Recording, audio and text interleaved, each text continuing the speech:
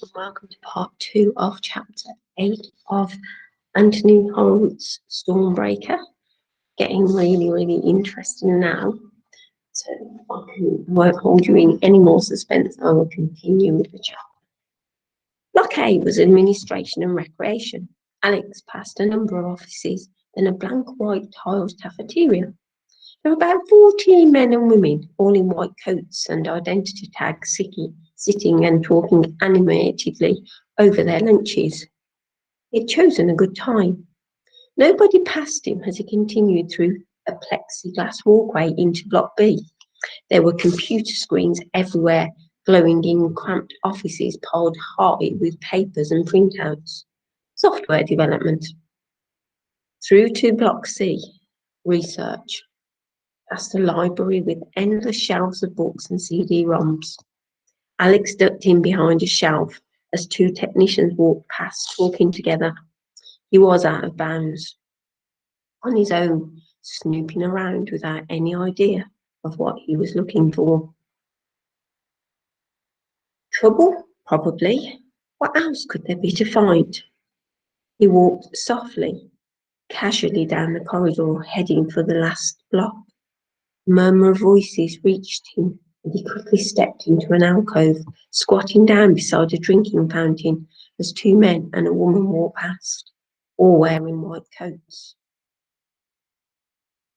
Arguing about web servers. Overhead, he noticed a security camera swiveling towards him. In another 5 seconds, it would be on him, but he still had to wait until the three technicians had gone before he could sprint forward. Just ahead of the wide-angled lens. Had it seen him? Alex couldn't be sure. He did know one thing. He was running out of time. Maybe the vole woman would have checked up on him already. Maybe someone would have brought him lunch to an empty room. If he was going to find anything, it would have to be soon. He started along the glass passage that joined blocks C and D, and here at last there was something different. The corridor was split in half, with a metal staircase leading down into what must have been some sort of basement.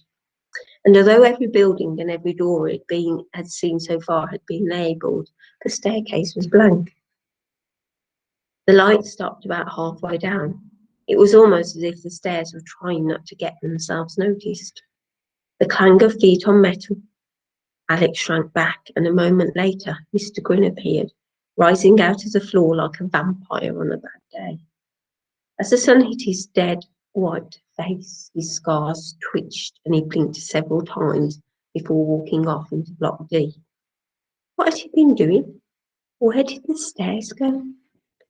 Alex hurried down them. It was like stepping into a morgue.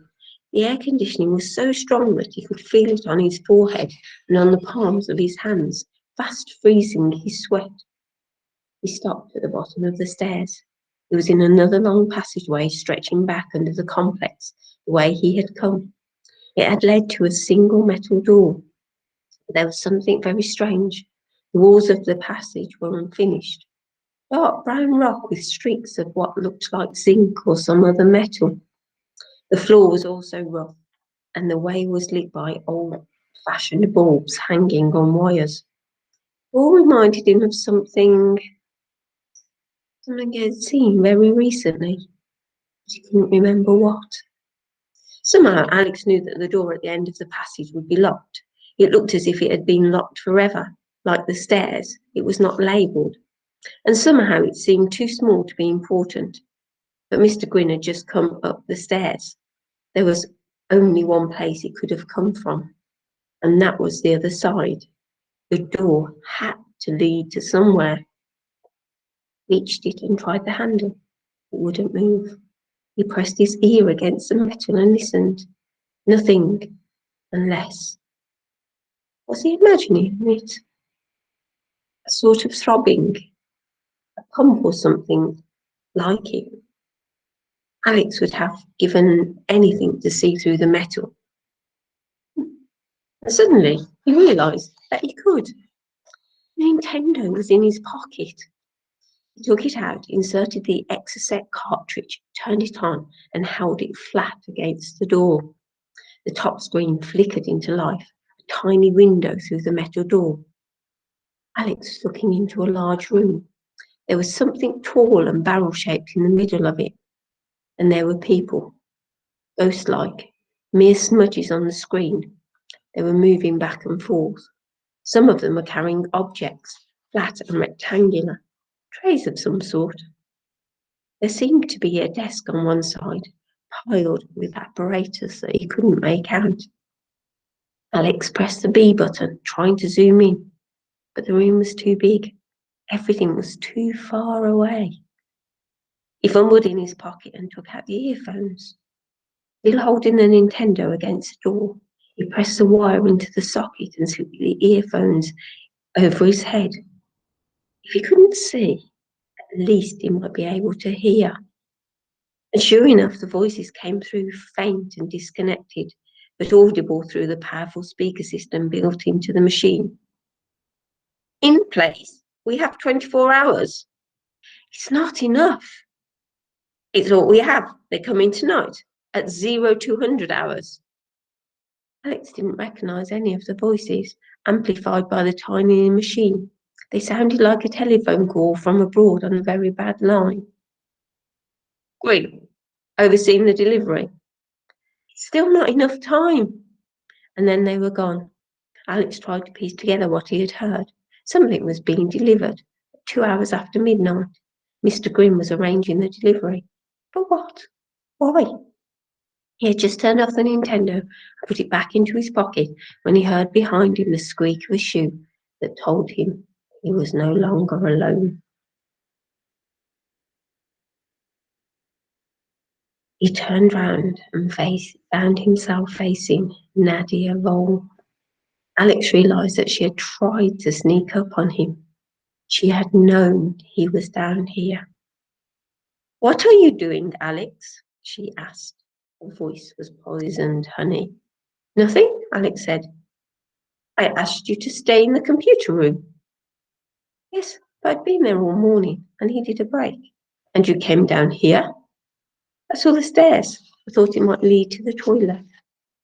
There was a long silence. Behind him, Alex could still hear or feel the throbbing from the secret room. And the woman nodded, as if she decided to accept his story. There is nothing down here, she said.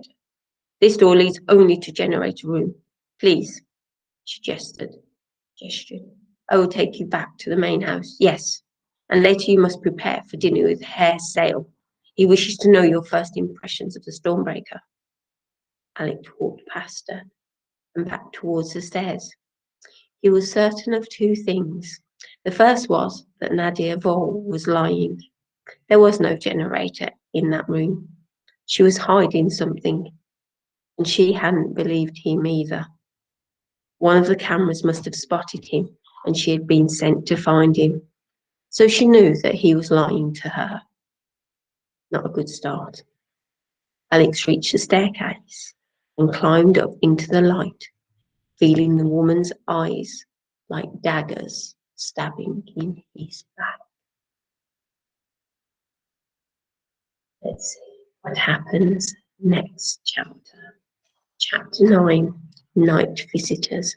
Look out for that installment on Tuesday next week. Bye for now.